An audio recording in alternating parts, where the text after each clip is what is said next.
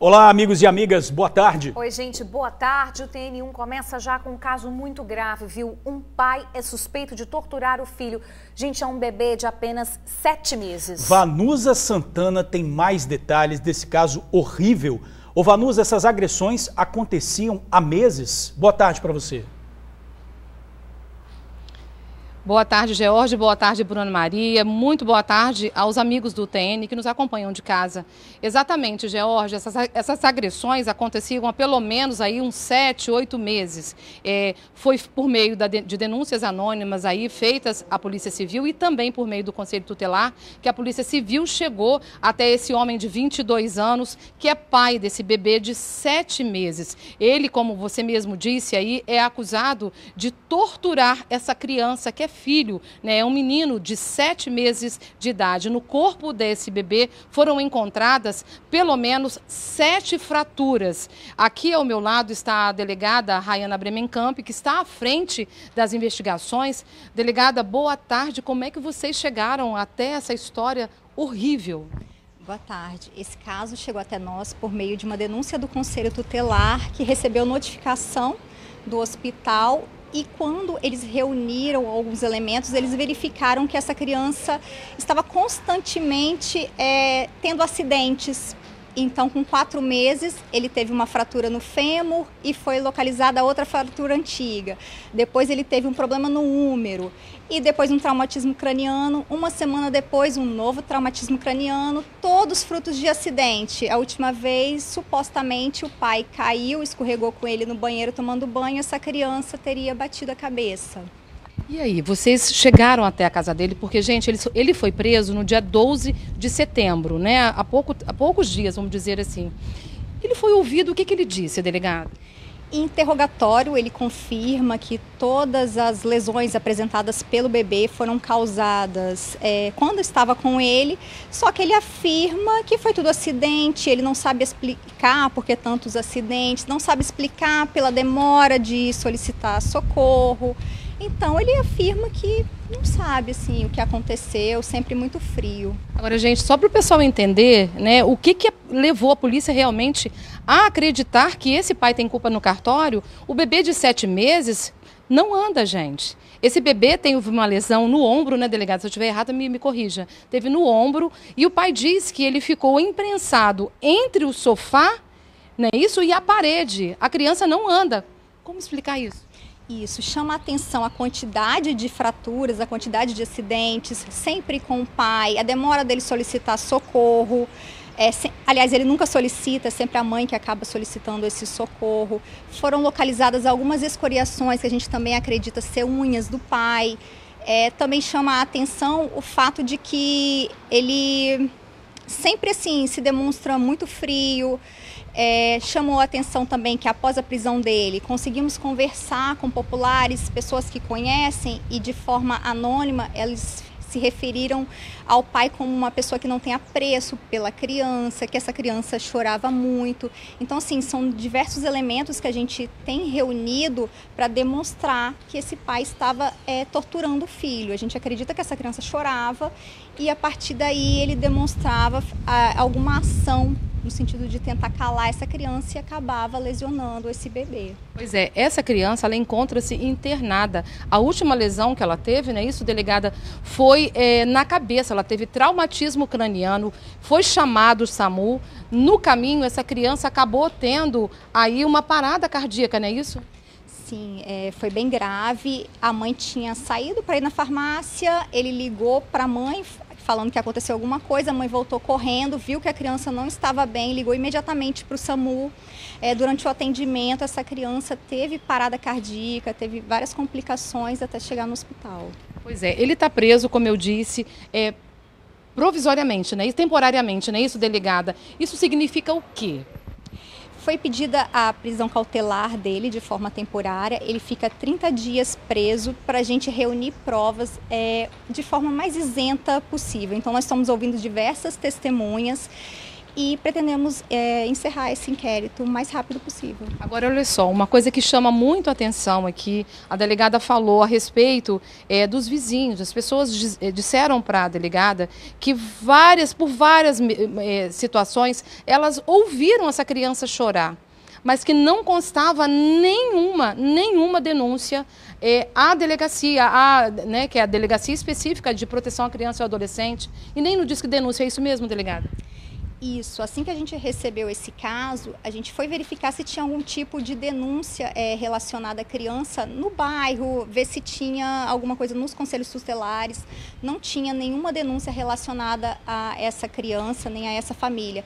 Então, assim, a gente realmente solicita que, ouvindo qualquer coisa, um choro muito intenso, contínuo, denuncie. Por quê? Quando o início de violência chega aos órgãos competentes, é mais fácil da gente conseguir salvar essa vida, proteger essa criança, principalmente esse público. E esse público, igual esse bebê que não fala, que não anda, que não tem como pedir socorro, é apenas pelo choro. Pois é. Então fica aí a informação, né, a dica da delegada em relação a denúncias. É claro que criança chora mesmo, mas a gente conhece quando o choro é insistente, quando está persistindo, a importância de você ligar, porque é muito mais fácil ir lá e ver que não tem nada, né, delegada, do que realmente deixar acontecer. São 6 lesões que essa criança teve ao longo de quanto tempo, delegada? A primeira vez que ela compareceu no hospital foi com 4 meses. Hoje ele tem 7 e estima-se que a primeira fratura foi com 2 meses de idade. Ok, muito obrigada, viu, delegada? Volto com vocês aí no estúdio com essa história muito triste e com alerta também para quem está em casa agora, saber a importância também de denunciar. Criança melhore o quanto antes, né, e que esse caso tenha a investigação concluída aí também. Agora, Vanusa, vou pedir por gentileza para você falar também, não sei se a Vanusa vai voltar agora, tem outro assunto importante também, porque um servidor público foi preso por assédio. Você tem os detalhes dessa história, Vanusa? Exatamente, tenho sim, Bruna Maria. Esse servidor público tem 48 anos, ele foi preso. A delegada está aqui do meu lado ainda. Você sabe a data que ele foi preso, o servidor público, delegada?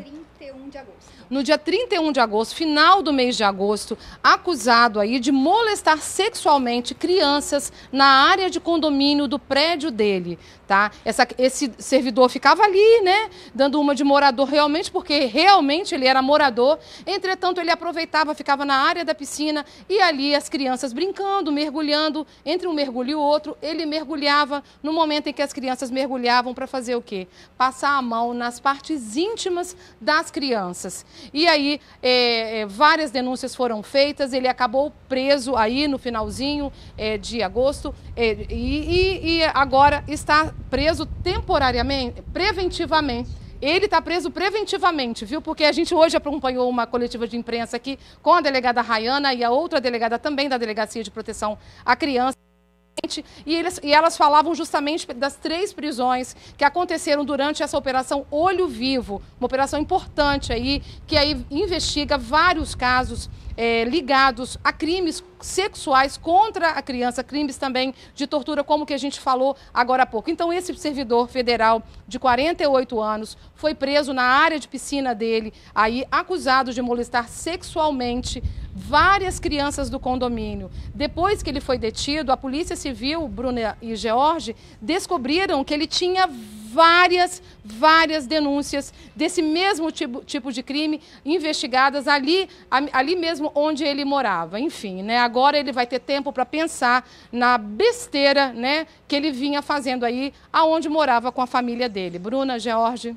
É um criminoso, né, gente? O crime que ele fazia, importante dizer para o pessoal de casa, né, gente, que tem um telefone específico para esse tipo de denúncia, que é o Disque 100, violência contra mulheres, contra idosos, contra crianças, 24 horas, é só ligar e fazer a denúncia para que esses casos sejam apurados. Vanusa Santana, obrigado aí pelas informações. Olha, um clima tenso durante a noite e madrugada em Planalto Serrano, na Serra. Teve protesto, troca de tiros e confronto entre policiais e criminosos. Um suspeito foi morto e um policial militar foi baleado, hein? Suzy Faria vai trazer os detalhes dessa história pra gente. Suzy, você sabe como é que tá o clima no bairro, minha amiga? Boa tarde para você. Boa tarde, Bruna, George e amigos do TN. Hoje pela manhã o clima estava de tranquilo para calmo. muitas viaturas estavam patrulhando todos os blocos, principalmente o B e o C, exatamente para evitar novos confrontos como que teve essa noite. Uma manifestação que começou às 8 horas da noite, terminou com um policial baleado. Esse foi o primeiro confronto. Já pela madrugada, um outro confronto resultou, como o George disse, em um suspeito morto. Nós estivemos no local, conversamos com algumas pessoas lá, muitas estão morrendo de medo de tudo que está acontecendo, até porque, Bruna, a gente vem relatando os problemas de Planalto Serrano há muito tempo. E lá é mais ou menos assim, um dia tem ataque e tiroteio, no outro dia também. E o pior, o morador sofre de todas as formas, quando esses ataques impedem que os ônibus sirvam os blocos e quando ele, ao sair para trabalhar, acaba sendo atingido por uma bala perdida. Bem, vamos ver tudo que os moradores pensam exatamente agora nesse VT. Foi uma noite difícil aqui. Muitas pessoas aqui chorando, em choque, outras desesperadas, com medo de que não chegarem na sua casa. O relato da atendente foi sobre o difícil retorno para casa na noite dessa segunda-feira dos moradores dos blocos B e C em Planalto Serrano, na Serra. Por volta das 8 horas da noite, manifestantes fizeram barricadas de fogo, não deixando ninguém subir ou descer, inclusive os ônibus. Os policiais se posicionaram na subida dos dois blocos. O BME chegou para liberar as pistas e aí o confronto começou.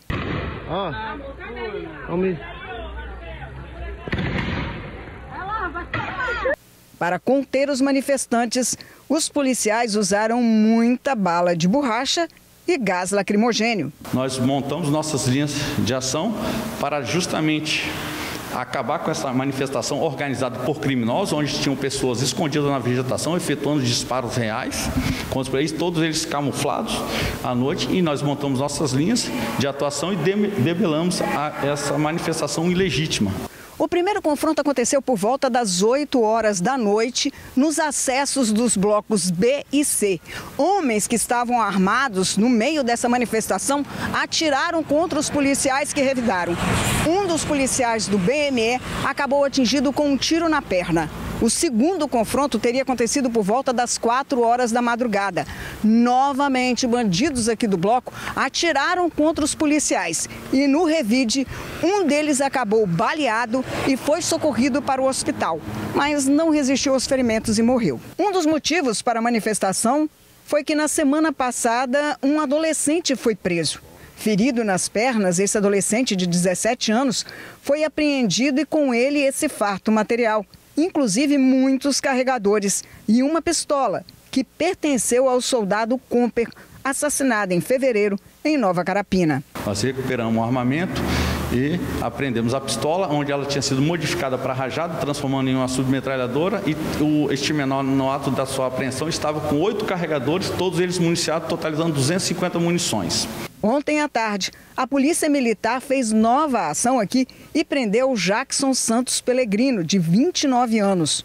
Os policiais encontraram com ele mais de R$7 mil em dinheiro, uma pistola 9mm, munição de diversos calibres e drogas. E, de novo, muitos carregadores. Com Daniel Muniz de Souza Paixão, de 27 anos, baleado e morto no confronto de hoje no Bloco C, o BME apreendeu de novo muitos carregadores e mais de 2 quilos de cocaína, munição e outros tipos de drogas. A manifestação seria para liberar o adolescente, mas há moradores que aproveitaram o momento para questionar a ação da Polícia Militar no bairro.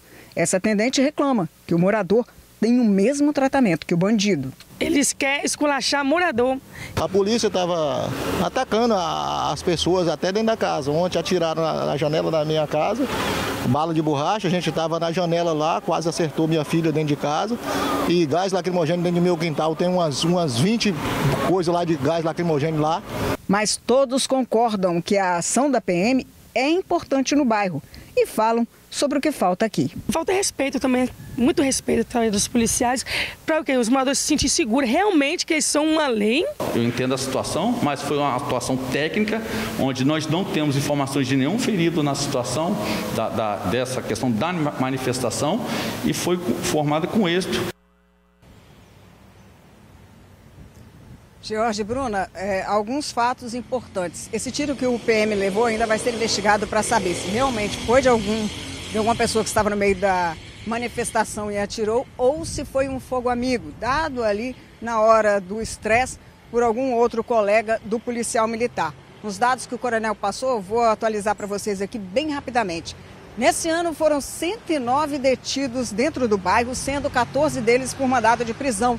Foram apreendidas 30 armas, 74 ocorrências que acabaram com a apreensão de drogas. De janeiro até 20 de setembro, foram apreendidos 6.722 pinos de cocaína, mais de 3.100 buchas de maconha e mais de 1.400 pedras de crack. Isso tudo só no Bloco Planalto Serrano. Vamos acompanhando aí para saber qual momento que esses moradores vão ter paz. É com vocês aí no estúdio. Tá certo, Suzy. Obrigada pelas informações. Morador que acaba literalmente no meio do fogo cruzado, né? Não tem um dia de paz. Valeu aí, minha amiga, pelas informações. Tem que ter uma ação ali em Planalto Serrano mais efetiva. Olha, uma passageira de 25 anos sofreu uma importunação sexual dentro de um ônibus durante uma viagem interestadual. Gente, ela saiu de Minas Gerais e no meio do caminho um homem que estava na cadeira ao lado teria tocado nela. Foram 3 horas de viagem ao lado do suspeito. A viagem de Ipatinga para Vitória à noite foi escolhida por ser mais tranquila, para tirar aquele cochilo. E foi durante o sono que a design de sobrancelhas de 25 anos sofreu importunação sexual de um homem que estava sentado ao lado dela. Tudo aconteceu dentro de um ônibus executivo. A design de sobrancelhas havia saído de Ipatinga por volta de 11 da noite. No meio do caminho, ela pegou no sono, mas acabou acordando porque sentiu que algo havia encostado nela.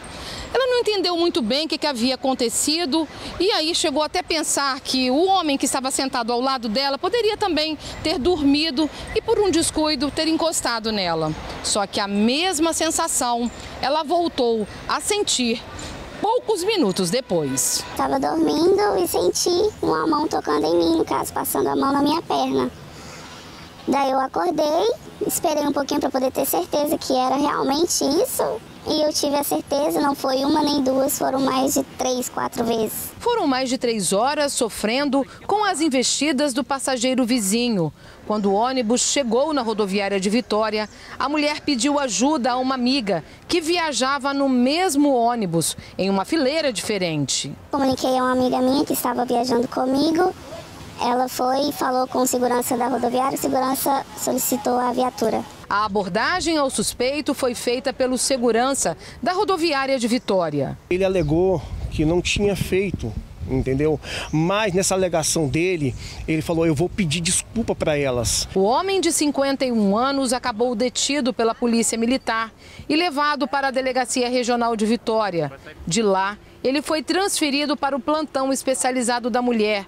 Curiosamente, ele saiu da delegacia sem algemas e com um celular na mão, filmando as equipes de reportagem. A vítima também seguiu para a delegacia para ser ouvida. Ela afirma que vai ser difícil voltar a andar de ônibus novamente. A gente fica traumatizada, né? Então, não sei como vai ser daqui para frente. O segurança da rodoviária, que está acostumado a lidar com situações parecidas, se revoltou com o caso. Acontece sim de pessoas querer tirar o órgão genital para fora, para urinar, mas como nós somos treinados, nós estamos ali para impedir isso, não acontece. E questão de assédio sexual, foi a primeira vez que aconteceu ali. Olha, o suspeito foi ouvido e liberado após a autoridade policial entender que não havia elementos suficientes para a prisão em flagrante naquele momento. O caso será encaminhado para a apuração da Delegacia da Mulher de Vitória. Olha, gente, uma plataforma de petróleo foi interditada por risco de explosão. De acordo com a Petrobras, a decisão de interditar o navio FPSO Cidade de Vitória surgiu depois de uma fiscalização da ANP. Foram identificadas graves irregularidades nas estruturas, como falhas nos sistemas de emergência e alto risco de vazamento de gás, o que pode causar uma explosão.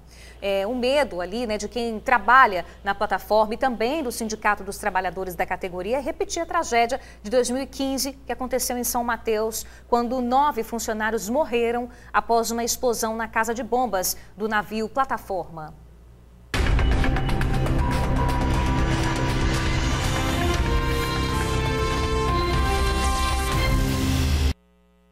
TV Tribuna nas eleições 2022. Daqui a pouco você acompanha ao vivo a sabatina com os candidatos ao Senado Federal.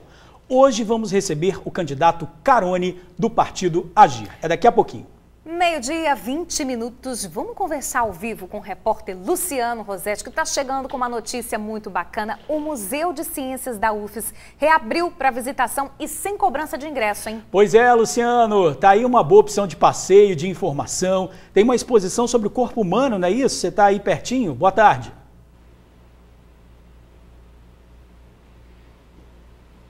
Exatamente, meu amigo George, Bruna, amigo e amiga do TN, boa tarde para todo mundo. Uma exposição maravilhosa, conhecimento puro aqui, porque a gente precisa se conhecer por dentro também. Exposição do corpo humano aqui na UFES, olha só que legal aqui, ó.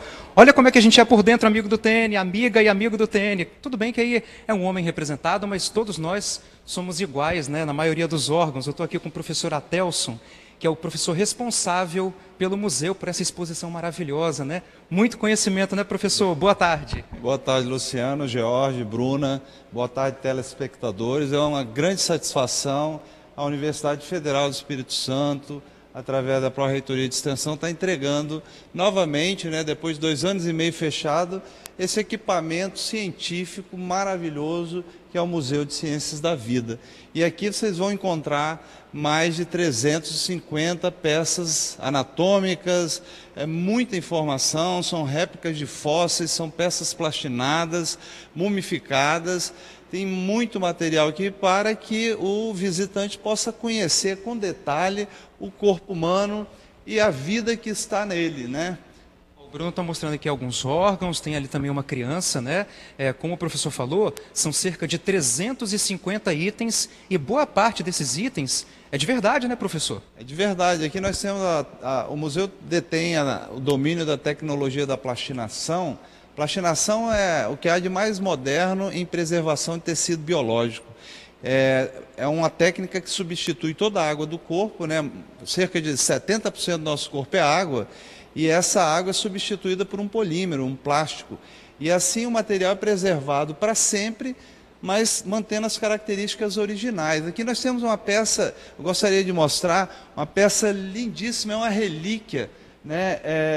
Aqui é uma barriga grávida, isso aqui é um bebê dentro do útero, né? Já em posição cefálica, ele poderia nascer aqui, ó, você vê o fígado, o intestino, o diafragma aqui em cima.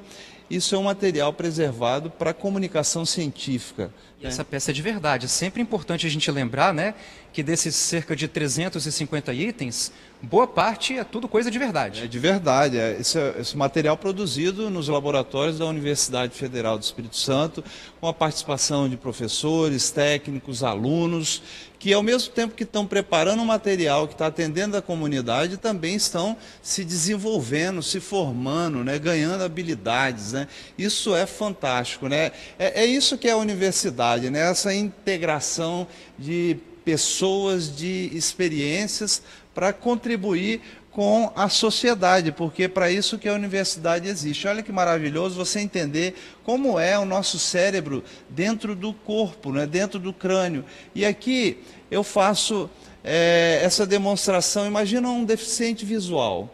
Como que ele pode entender como é o cérebro dele, né? E aqui ele vai poder tocar. Então é permitido ao deficiente visual o toque em grande parte do nosso acervo, porque assim ele pode enxergar o seu modo. Essa técnica permite acessibilidade, né? Para os curiosos, nós temos uma bancada de algumas peças que é justamente para matar essa curiosidade de tocar um osso humano, um fêmur, um crânio, né? É um grande barato, né, professor? É isso aqui. Vamos dar um passeio aqui, continuar nosso passeio aqui. Bruno, olha só, mostra isso aqui, meu amigo. Esse aqui É o grande finale do museu, né? É o grande barato. É um ser humano, gente, só para você entender, é um ser humano cortado em fatias, né, professor Atelson? Exato, aqui é um corpo, a gente chama essa peça de tomografia, né? É uma representação de como é a produção das imagens em um exame de tomografia. E aí, ao fim, nós temos essa imagem do tomógrafo, como se esse corpo estivesse saindo dele. E aqui você vê fatias do corpo inteiro, aonde você pode ver, né, de fato, todas as estruturas do corpo humano aqui. Então, é um material fabuloso para o conhecimento, né, para o entretenimento e também para o estudo. Isso aqui para alunos da medicina, da área da saúde de forma geral, poder conhecer a anatomia com essa secção de todo o corpo, isso é fantástico. E é maravilhoso assim a gente poder conhecer, ter essa chance, como a Bruna e o Jorge falaram agora há pouco, é de graça, 0800, conhecimento de graça, né? Conhecimento nunca é demais, de graça é melhor ainda. Não é isso, professor? E as escolas vão poder fazer o agendamento dos seus grupos de alunos através do nosso site. Hoje nós estamos liberando o agendamento, estamos nos organizando para isso. E esperamos vocês, famílias, tragam seus filhos chamem seus pais, professores, organiza a visita com seus alunos, vem aqui dar a sua aula dentro do museu, porque isso é fantástico que a sociedade se apropriar desse equipamento que pertence a ela. Isso é feito com recurso público pela universidade e é para o público. Tudo produzido pela UFES.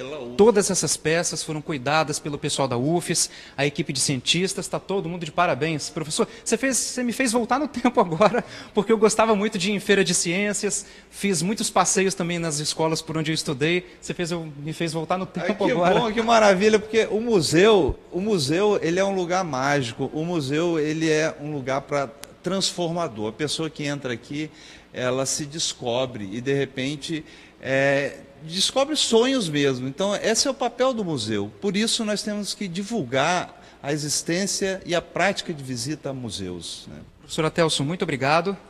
Valeu mesmo, parabéns pelo trabalho. 2 anos e meio depois, o Museu de Ciências da UF está aberto para você. A melhor maneira de conhecer o mundo é se conhecer primeiro, não é isso? Volto com vocês. Pensamento do dia. Filósofo, bacana, reflexão. Muito bacana o museu. Já fui ao museu, viu? Agora está um pouco diferente. Eu fui já tem um tempinho e vale muito a pena a experiência. De verdade, para todo mundo. Criança, adulto, vale a pena mesmo. Obrigada aí, Luciano, pelas informações. E ao professor também, uma aula ao vivo aqui, né? Muito bom. E olha só, a gente está falando de ciência, né? Tudo a ver. Amanhã, dia 21 de setembro, é comemorado o Dia da Árvore. E eu vou te convidar agora para fazer um passeio em uma reserva ambiental que está aqui pertinho da gente, em Vargem Alta. Olha, mais de 800 espécies de aves, inclusive ameaçadas de extinção, que são preservadas em mais de 2.000 hectares de mata. Uma área mantida pelo grupo empresarial capixaba Águia Branca, com 76 anos de história no mercado.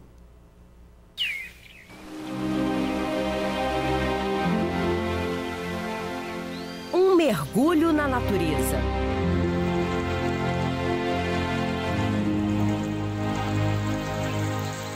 A água corre ligeira pela bacia do rio Itapemirim, formando 14 pequenas cachoeiras.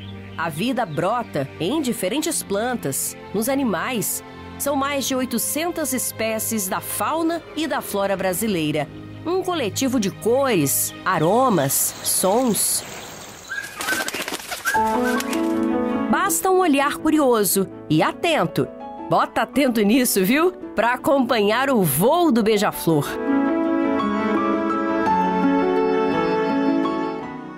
Um beija-flor perto das cerejeiras. Ele voava muito rápido, você conseguiu acompanhar? Consegui. O dia amanhece na reserva, portas abertas para uma aula nesta sala gigante. Por aqui, encontramos alunos de escolas da região, crianças e adolescentes descobrindo a beleza da natureza preservada. Entrar na Mata Atlântica é aventura e descoberta. uma conexão sem fios com Wi-Fi ilimitado. Normalmente você fica mexendo no celular, essas coisas assim, você nem presta muita atenção. Eu entrei aqui, aí, tipo, fica o silêncio, aí só o barulho da cachoeira. Muitos lugares tem só destruição, queimadas. O que você aprendeu, assim, com as colegas biólogas, né, sobre a preservação da natureza? Para não matar os animais, para não matar a natureza, porque senão eles podem entrar em extinção. Do alto é possível ter a dimensão do tamanho da floresta. São mais de 2.200 hectares de mata nativa, o equivalente a 2.200 campos de futebol. Um mundo de árvores imponentes. Algumas espécies já estavam em extinção, como o palmito jussara, que esparrama pela terra fértil. Quem também dá voo rasante por aqui é a saíra apunhalada. Esse pássaro, gente, não era visto nas bandas de cá há mais de 5 décadas. A reprodução só foi possível graças à unidade de conservação, que forma um corredor ecológico com outros 2 parques na região de Vargem Alta, área serrana do Espírito Santo. A partir da criação da reserva, a gente pôde proteger uma área maior de floresta que vai interligar essas 2 tão importantes unidades aqui da região. As florestas, elas não podem ficar sozinhas, então é necessária essa conexão para a fauna transitar, para as espécies se movimentarem nesse ambiente, as sementes se dispersarem. Toda essa conexão é importante para a gente conservar essas florestas a longo prazo. Quando a gente chega aqui na reserva, caminha poucos metros, 50 metros, e você já tem acesso à primeira queda d'água. Essa primeira trilha, que chama Caminho das Águas, é de cerca de 1 quilômetro e pode ser acessada por crianças acima de 8 anos. Mas existem outras 2 trilhas, uma que tem 2 quilômetros e outra com 4,5 quilômetros. Nessa, você vai subindo a reserva, vai ter acesso ao mirante lá no alto. Você consegue ver o pico do Forno Grande e ter acesso a toda essa natureza. Vamos com a gente?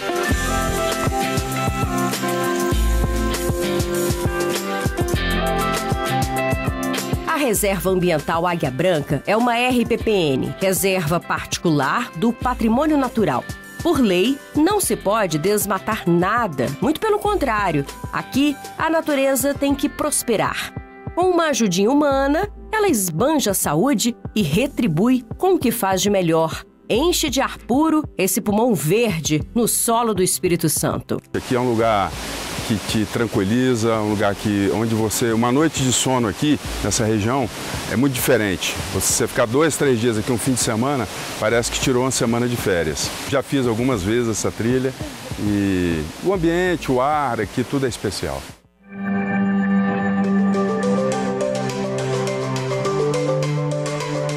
O Grupo Águia Branca, maior conglomerado empresarial capixaba, que atua não só no segmento de transporte de passageiros, mas em logística e inovação, é o idealizador da reserva.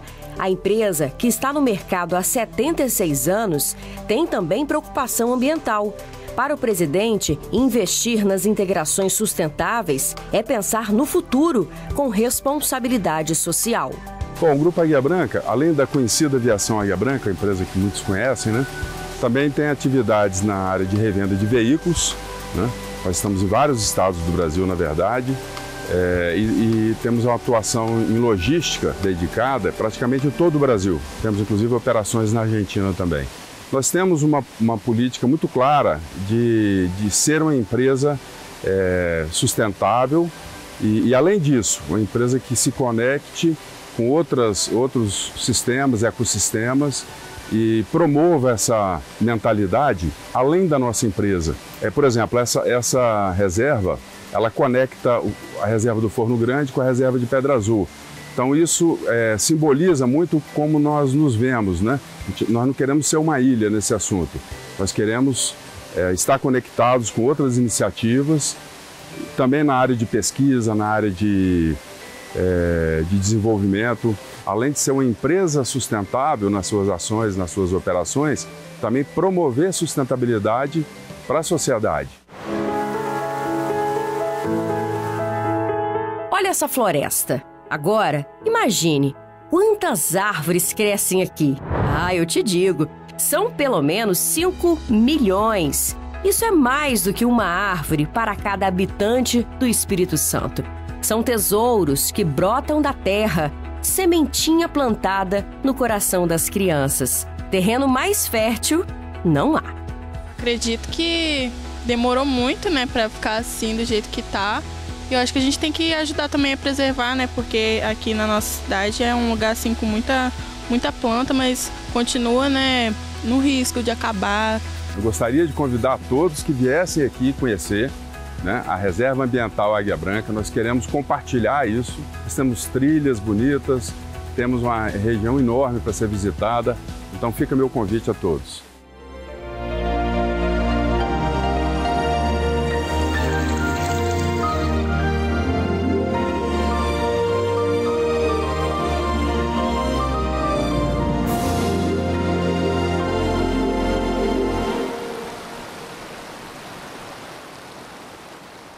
Que lugar lindo, né? Só queria estar lá agora. Não é? Quem não queria? Para fazer a visita, gente, às trilhas é necessário agendar, tá bom? Podem ir grupos de escolas ou famílias, amigos, em grupos de até 10 pessoas, tá bom? Estudante paga meia. O ingresso é revertido para a reserva. É de R$ 25 a R$ 50 por pessoa. Anota aí o telefone para o agendamento. O DDD é o 27 999 42 0474. E o TN1 faz um rápido intervalo e na volta tem sabatina com os candidatos ao Senado. Hoje, ao vivo, recebemos Carone do Agir. Não deixe de ver.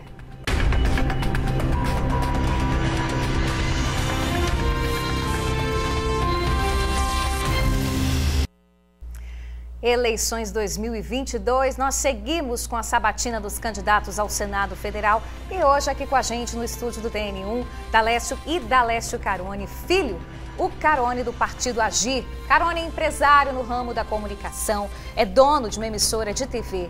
Carone também já foi secretário municipal à frente de várias pastas. Lembrando que a ordem das entrevistas dos candidatos ao Senado foi definida por sorteio na presença dos assessores dos políticos. Carone terá 10 minutos para falar das propostas ao Senado e 1 minuto para as considerações finais. Boa tarde, candidato. Boa tarde, candidato. Boa tarde. Estou à disposição de vocês. O que vocês quiserem perguntar, eu estou preparado para responder. O tempo da sua entrevista começa a contar a partir de agora. Candidato, o senhor já afirmou em outras oportunidades que é candidato de um mandato só. Caso seja eleito, não pretende ser reeleito, então? Não, de jeito nenhum.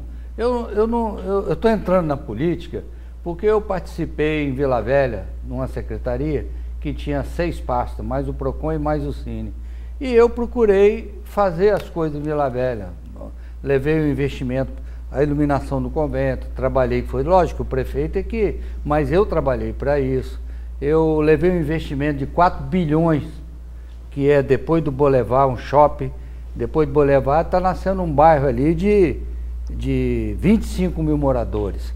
Então, veja bem, eu acho que eu peguei gosto, porque eu fiz muita coisa pela população nesses 2 anos que eu fiquei lá. Saí porque eu quis colocar o teleférico, que ia mudar a história de Vila Velha. Você já imaginou um teleférico num convento? Você ia ter pessoas que vinham com os filhos, netos, passar o final de semana em Vila Velha, automaticamente ia movimentar a cidade, resort, barzinho, lanchonete, né, hotéis, mas não deixaram. Não deixaram porque, infelizmente, a política capixaba é uma máfia, é uma vergonha a política capixaba, e isso aí criou um desafio. Criou um desafio, sou candidato e quero dizer para a população do Espírito Santo que eu não tenho tempo de televisão. Por que eu não tenho? Porque eu sou empresário, eu sou trabalhador, eu faço o que eu determino fazer, e esses lambe-lambe que não fazem nada pelo Estado, ficam aí e atrapalham. A política de eleição está muito favorecendo aqueles que são os comandantes. Para você ter uma ideia, teve partido aí que me pediu dinheiro para eu ser candidato, né? Então eu consegui um partido que não me pediu nada, me deu a liberdade de ser candidato, e hoje eu sou candidato. Sou candidato. Criei um slogan do jovem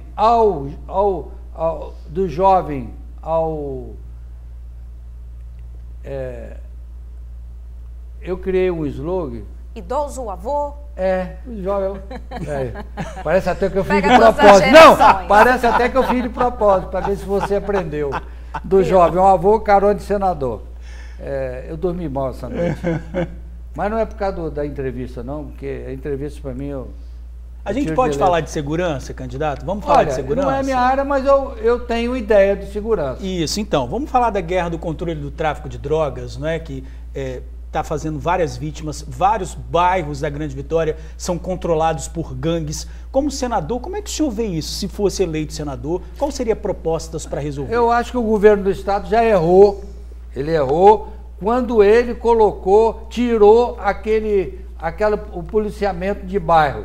Aquilo ali, aquele pessoal ali, o soldado que estava ali, o cabo que for, ele estava ali, ele era como se fosse um psicólogo, era o cara que resolvia. Tinha um problema com o filho, ia lá. Tinha um problema, ia lá. Então isso aí melhorava e tinha um controle sobre o bairro. Tiraram, aí o bairro fica aí, ó, do jeito que está. Então acho que tem que voltar com o controle do bairro, com o policiamento.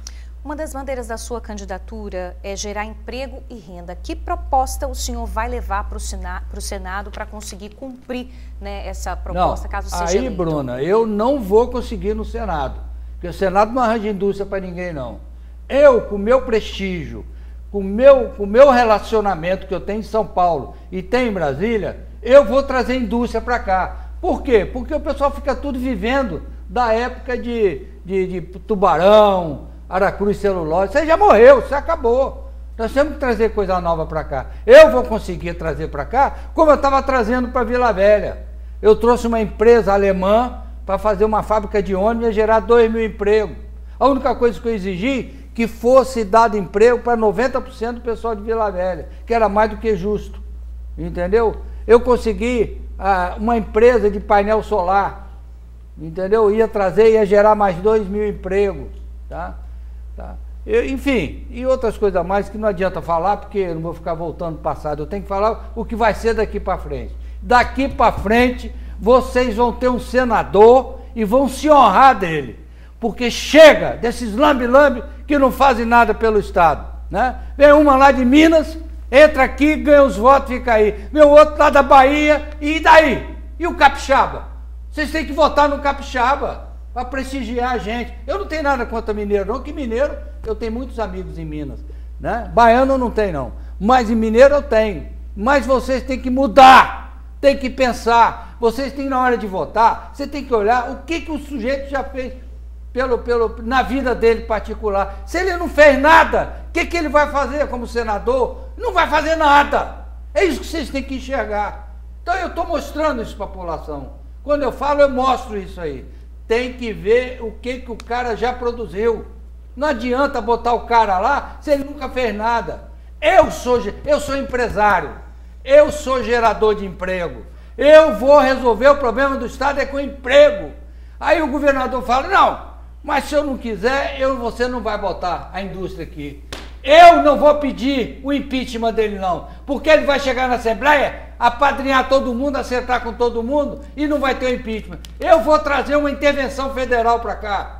Vou trazer uma intervenção federal para cá e vou levar a população para a porta do palácio.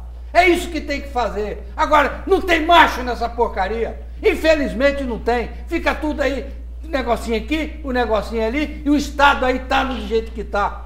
O Estado está com a saúde atrasada, o Estado não tem emprego, e fica falando, não, estou com 1 bilhão em caixa. E daí? 1 bilhão vai fazer o quê com esse 1 bilhão? Tem que gerar emprego. Eu já falei, acredita em mim, se eu passar na rua e eu não fiz nada, pode jogar pedra em cima de mim. Porque eu vou fazer. Tenho capacidade e relacionamento para fazer isso. Candidato, como é que o senhor avalia a polarização política que tem hoje no cenário? Aonde está dizendo entre esquerda, direita. Eu não tenho candidato a governador, eu não tenho candidato. Não, a governador eu quero dar em primeira mão para vocês. Ontem, eu e o Guerino fizemos um compromisso ontem. Tá? Eu já dei para foto para o jornal de vocês. Fizemos um compromisso. Eu vou ajudar porque eu tenho que ajudar alguém. Eu não posso me omitir nisso. E eu vou ajudar um cara que foi 4, 5 vezes prefeito de Linhares. O cara está preparadíssimo para administrar o Estado. Então eu fechei com o Guerino ontem e vou para a rua. Amanhã eu estou viajando para o interior, vou para a rua pedir voto para o Guerino. Então eu acho que eu tinha que me manifestar. Eu não tinha que ficar mais quieto nem nada, porque chega desse pessoal aí que não faz nada. Mas respondendo à pergunta, como que o senhor enxerga a polarização política? Não, eu não quero me envolver com o presidente da República. Né? Eu representei o Bolsonaro aqui, né? Eu representei ele aqui, coloquei 2.500 pessoas lá no centro de convenções, botei ele no telão falando com uma senhora de 105 anos, né? Fiz tudo direitinho, trouxe os deputados dele todos aqui, fiz porque eu acho, não é que eu sou bolsonarista não, eu acho que eu representar o presidente da República é um orgulho para qualquer cidadão brasileiro. E eu tive orgulho de representá-lo aqui. Mas hoje ele está trabalhando para o outro candidato. Tudo bem. Né? Se eu ganhar, depois vai ter que ir lá conversar comigo. Candidato, a gente vive um momento de congelamento de verba para a educação. Como o senhor pretenderia agir para evitar que os estudantes capixabas sejam mais prejudicados ainda? Não, eu tenho um projeto na educação, eu tenho um projeto da gente conseguir computadores lá em Brasília com empresas e fazer módulo nos municípios, nos bairros, para a pessoa poder estudar, aprender a mexer com computador, porque tudo é computador hoje, não tem mais. E daqui para frente é pior ainda. Quantos empregos vão perder aí, que não vão ter emprego mais? Vai ter que trabalhar no computador, vai ter que se virar. Né? Candidato, a gente tem pouco mais de um minuto, vou fazer uma pergunta sobre saúde. Como é que o senhor vê a saúde hoje do Espírito Santo e o que o senhor poderia fazer para melhorar? A saúde do Espírito Santo é falida, rapaz. A saúde do Espírito Santo é falida.